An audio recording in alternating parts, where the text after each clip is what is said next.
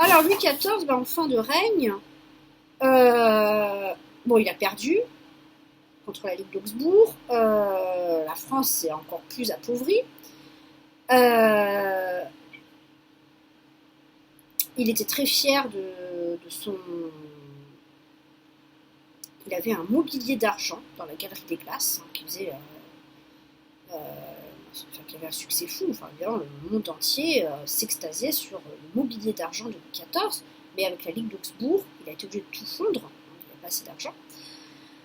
Et c'est pas grave, il a perdu une guerre, ça arrive à tous les rois, et il est quand même très fier.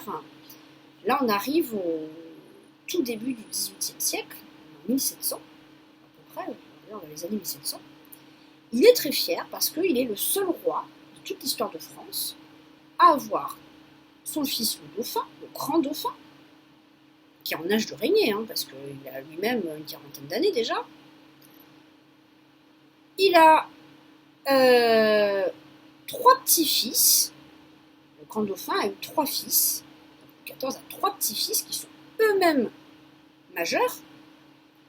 Alors le premier, c'est le Louis, le duc de Bourgogne.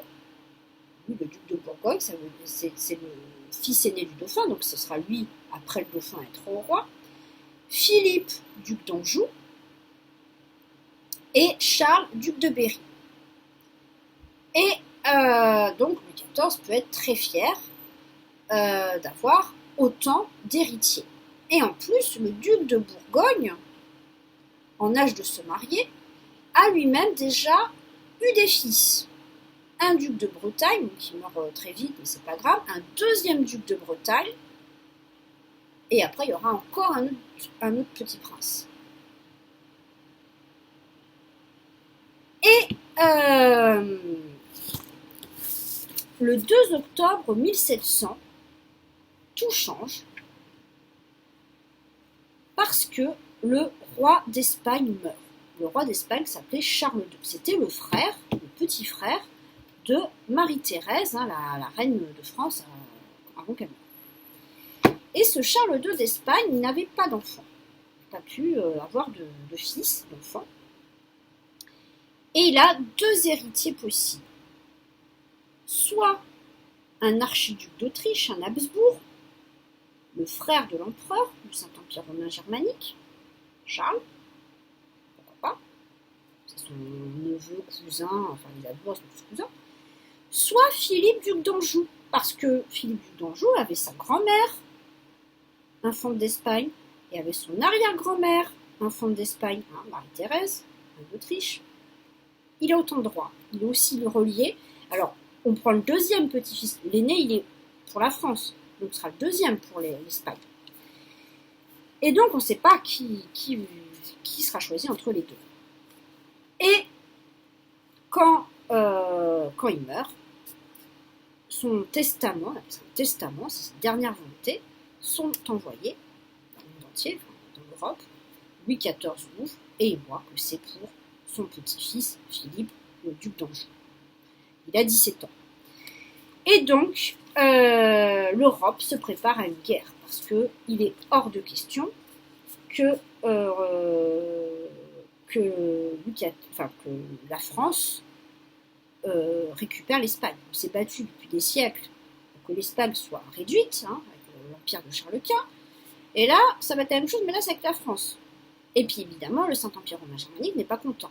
Et les Anglais, eux, ne veulent pas. C'est pas possible. Alors, tous les ennemis de la France se coalisent contre Louis XIV. Et donc Louis XIV est très vieux. Et là, la France va connaître une misère comme rarement elle a connue. Peut-être qu'il faut remonter à la guerre de 100 ans. Ça va être horrible. La France, ça va être dans une misère totale. Donc, les Français vont mourir de faim. Prolonger cette guerre. Et en plus, jamais il a fait si froid. L'hiver 1709 est l'hiver le plus froid connu. À tel point que le vin gelait au château de Versailles. Vous imaginez que si au château de Versailles, le vin gelait, imaginez les pauvres paysans dans leurs maisons, qui étaient vraiment des maisons en terre, en torchis, en paille, etc. Hein, les pauvres devaient avoir plus que froid. Si au château de Versailles, c'était l'endroit où il y avait les gens les plus riches, il faisait très très froid, imaginez chez les très très pauvres. Donc, il y a eu plein de morts, et Louis XIV, là vraiment, oui, il le vivait mal, hein, il avait conscience que son peuple souffrait, et donc il va faire un appel, il va faire une lettre à tous les Français pour dire j'ai pas le choix, sinon j'ai pas le choix. Là, c'est plus à vouloir comme il était avant. Là, c'est pour l'Europe. Enfin, il a pas le choix. Il est obligé de faire cette guerre. Mais à quel prix, encore une fois. Et bon, Philippe, qui va devenir Philippe V d'Espagne, est très bien accueilli par les Espagnols, il n'y a pas de problème. Mais bon, quand même, il faut mener plusieurs fronts encore. Alors, les choses empirent. En 1711, le grand dauphin meurt. Il est mort, c'est triste et désolant, mais surtout c'est pas très très grave, puisqu'il y a encore le duc de Bourgogne, lui-même ayant des fils, et il y a même encore un duc de Berry, même si le duc d'Anjou est parti en Espagne. Donc, c'est pas très grave. Mais en 1712, une épidémie fait des ravages, et là, la duchesse de Bourgogne meurt, le duc de Bourgogne meurt, et leur fils aîné meurt. Il reste un tout petit prince de 2 ans. Et là, sa nourrice s'enferme, pas attraper l'épidémie, elle s'enferme et 2 ans, il y a encore une nourrice, et dit voilà, je ne vois personne, et Louis XIV accepte, parce qu'il ne reste plus que ce bébé comme héritier du trône.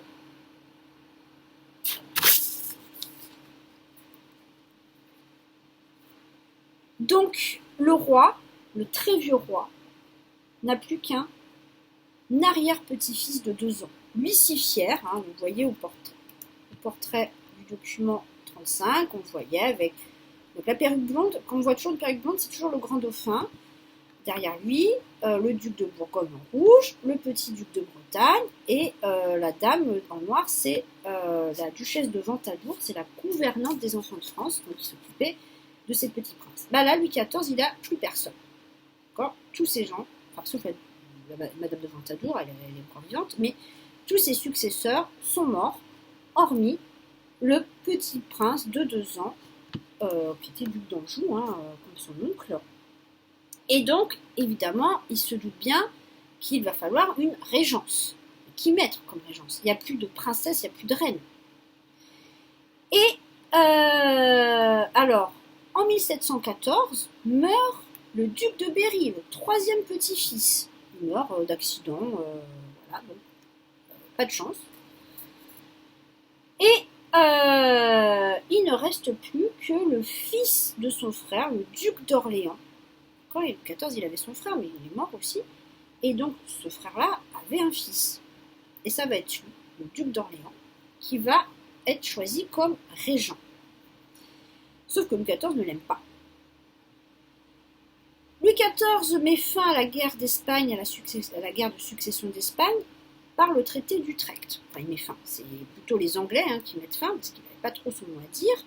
Et donc, est décidé que, quoi qu'il arrive en France, si le petit prince meurt, jamais le nouveau roi d'Espagne ne pourra devenir roi de France. C'est pas possible, ça ne passera pas.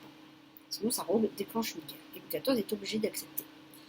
Alors qu'il sait qu'il ne lui reste plus qu'un tout petit prince. Et alors, entre autres, la Belgique, qui était espagnole, ça va être donné en compensation à l'empereur. Puisqu'il a perdu l'Espagne, au moins il récupère cette partie-là, et il récupère les territoires qui étaient en Italie aussi, qui étaient jusque-là à l'Espagne. Comme ça, Philippe V n'a plus que l'Espagne en tant que telle, et aucun droit sur la couronne de France. Le 1er septembre 1715, Louis XIV meurt. Et alors, il meurt encore en public. Louis XIV, c'est toujours en public, et même sa mort est encore un grand spectacle. Tout le monde se présente devant son lit. Donc au futur régent, son neveu Philippe duc d'Orléans, il lui fait ses dernières recommandations. Il fait ses dernières recommandations à son arrière-petit-fils, le futur Louis XV, le nouveau dauphin, qui a 5 ans, et il lui dit « Mignon, vous allez être un grand roi, mais tout votre bonheur dépendra d'être soumis à Dieu et du soin que vous aurez à soulager vos peuples. » D'accord ? Il faut bien comprendre que sa priorité, bon, c'est Dieu, parce qu'ils sont rois très chrétiens, hein, mais aussi parce que, enfin, la deuxième priorité, c'est soulager les peuples, c'est-à-dire qu'ils ne soient pas pauvres, qu'ils ne soient plus pauvres. Parce que Louis XIV a raté. Il faut pour cela que vous évitiez autant que vous le pourrez de faire la guerre. Il était temps d'y penser. C'est la ruine des peuples. Ne suivez pas le mauvais exemple que je vous ai donné sur cela. Donc Louis XIV, sur son lit de mort, a conscience de ses erreurs. Il meurt, il dit adieu à sa femme, Madame de Maintenon, et voilà. Et le petit Louis XV est le nouveau roi. Je vais faire une petite conclusion pour ce XVIIe siècle.